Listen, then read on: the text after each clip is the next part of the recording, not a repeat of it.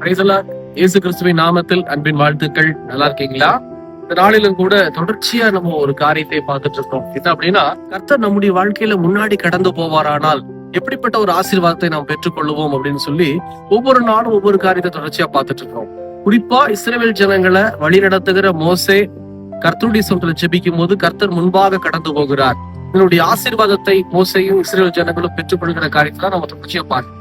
அவருடைய தொடர்ச்சி நீங்க என்ன பாக்குற போறோம்னா, யாத்திராகமம் 14ஆம் அதிகாரம் 14ஆம் வசனத்தை நான் வாசிக்கிற பைபிள்ல நல்லா கவனிச்சு பாருங்க. கர்த்தர் உங்களுக்காக யுத்தம் பண்ணுவார், நீங்கள் சும்மா இருப்பீர்கள் என்றான். அதாவது நேற்று பார்த்தோம், பார்வோனுடைய ரதம் இஸ்ரேல் ஜனங்களுக்கு பின்னாடி துரத்திட்டு வரும்போது இஸ்ரேல் ஜனங்க திரும்பி பார்த்து ஜெபிக்கிறாங்க, ஆண்டவரை நோக்கி ஜெபம் பண்ணுகிறார்கள். கர்த்தரை நோக்கி ஜெபம் பண்ண அடுத்த செகண்ட் கர்த்தர் கிரியை செய்ய ஆரம்பிச்சுட்டார். ஆனா மறுபடியும் அந்த ஜனங்க புலம்புறாங்க மோசேட்ட, மோசே நாங்க அங்க இருந்தா கூட நல்லா இருந்திருப்போம், ஆனா இங்க வந்து நாங்க சாக போறோமேன்னு சொல்லி புலம்பும் போது அப்பதான் அந்த மோசே மூலயமா வருகிற வார்த்தை என்னன்னா, நீங்க சும்மா இருப்பீங்க ஆனா கர்த்தர் உங்களுக்காக யுத்தம் பண்ணுவார்னு சொல்லி. அதுக்கு அடுத்த வசனத்தை பாருங்களேன். கர்த்தர் மோசேட்ட சொல்றாரு, இன்னும் ஏன் நீ வந்து என்கிட்ட வாதாடிட்டு இருக்க, புறப்பட்டு போங்கள்னு சொல்லி இஸ்ரவேல் புத்திரருக்கு சொல்றாரு. அடுத்த செகண்ட் அவங்க புறப்பட்டு போறாங்க. அவங்களுக்கு முன்னாடி இருக்கிற தடைகள் தாமதங்கள் எல்லாமே விலகி போகிறது. இந்த பிரியமான ஜனமே, இன்னைக்கு நம்முடைய வாழ்க்கையில கூட கர்த்தர் முன்பாக போகிறவரா இருக்கிறார். அவர் முன்னாடி போயிட்டாருன்னா யுத்தம் அவருடையது, நம்ம சும்மா இருப்போம். யுத்தம் அவர் பண்ணுவாரு, அவர் யார்கிட்ட பேசணுமோ பேசுவாரு, அவர் என்ன செய்யணுமோ செய்வாரு. ஆனா நம்ம என்ன பண்ண வேண்டாம், எதுலயும் கலந்துக்க வேண்டாம், ஜெபத்தோட நின்னா போதும். கர்த்தர் அதான் நம்ம கிட்ட எதிர்பார்க்கிறார். ஆனா நம்ம என்ன செஞ்சிடறோம் அப்படின்னா, நம்மளே யுத்தம் பண்றோம், நம்மளே வந்து வாதாடுறோம், நம்மளே வந்து அவங்க கிட்ட முறையிடுறோம், சண்டை போடுறோம். அது நம்ம செய்யவே கூடாது. அது நீங்க கற்றுக்கொள்ளுங்க.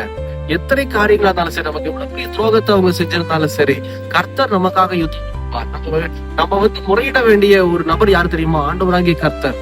ஆண்டவரே என்னை நோக்கி பாரு சுவாமி, பாவங்களை எனக்கு மன்னிங்க ஆண்டவரே, எனக்காக ஆண்டவரை பரிந்து பேசுங்க, எனக்காக யுத்தம் பண்ணுங்க ஆண்டவரே அப்படின்னு சொல்லி நாம் ஜெபிக்கும் போது, கர்த்தரை நோக்கி பார்க்கும் போது பிரச்சனையை பார்க்க கூடாது. பிரச்சனை பண்றவங்களை பார்த்து நம்மளும் திரும்ப பிரச்சனை பண்ணக்கூடாது. ரெண்டையும் விட்டுட்டு ஆண்டவர் நோக்கி பார்க்கும் போது கர்த்தர் ஏதாச்சும் ஒரு வழிவாசலை வைத்திருப்பார். வழியே இல்லைங்கிற இடத்துல கர்த்தர் வழியை உருவாக்குகிற ஆவலாக இருக்கிறார். ஆனா அவரை நோக்கி பார்க்கணும், அவரை நோக்கி கூப்பிட வேண்டும். இஸ்ரவேல் ஜனங்க கூப்பிட்டாங்க, கர்த்தர் செவி கொடுத்தார், யுத்தத்தை அவர் செய்தார். பெரிய ஒரு ஆசீர்வாதத்தை ஜனங்க பெற்றுக்கொண்டாங்க. மகன்களை போடி எங்களை நேசிக்கிற நல்ல ஆண்டவரே, இந்த வேலைக்காக ஸ்தோத்திரம். இந்த நாளிலும் கூட ஆண்டவரே நல்ல வாக்கு தத்த வசனத்தை நாங்க பெற்று இருக்கிறோம்பா. இதோ யுத்தம் உம்முடையது, நாங்க சும்மா இருப்போம் ஆண்டவரே.